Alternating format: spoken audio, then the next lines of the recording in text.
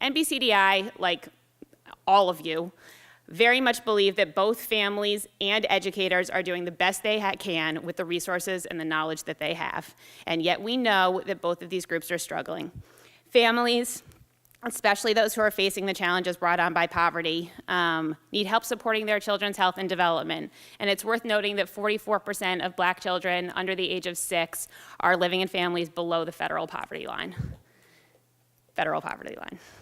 Investing in effective home visiting and anti-poverty programs, as well as developing meaningful family engagement strategies. These are all critical pieces of supporting children's resilience, building strong relationships between and among teachers and children and the families they serve. And I thought it was really interesting, Walter's point about never seen expulsion happen in a positive relationship between a teacher and a family.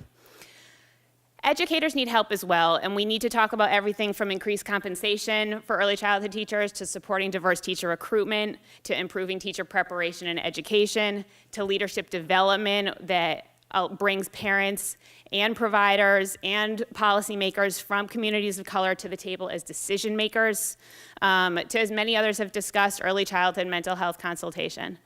But thinking about the needs of educators to provide developmentally appropriate, culturally relevant support to children and families leads me to the third point, which is that the fact that everyone is doing the best they can does not negate the reality of bias. I cannot think about suspensions and expulsions in the early years without thinking about what happens to children in the later years. And I can't think about what happens to children in the later years without thinking about Baltimore and Ferguson and Black boys with BB guns in Cleveland and Black girls at pool parties in McKinney, Texas, or in that video.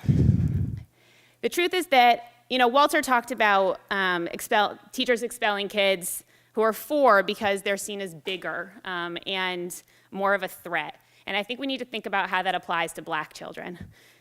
The truth is that Black children aren't really being seen as children. Research shows that individuals consistently overestimate the age of Black children and see them as less innocent and more culpable than their white peers. And where we could channel a child's independent mind and questions, we instead label her as defiant.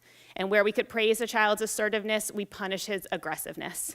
And we need to talk about how we collectively get to a place where we understand where our children are coming from and how we can foster their attributes as strengths.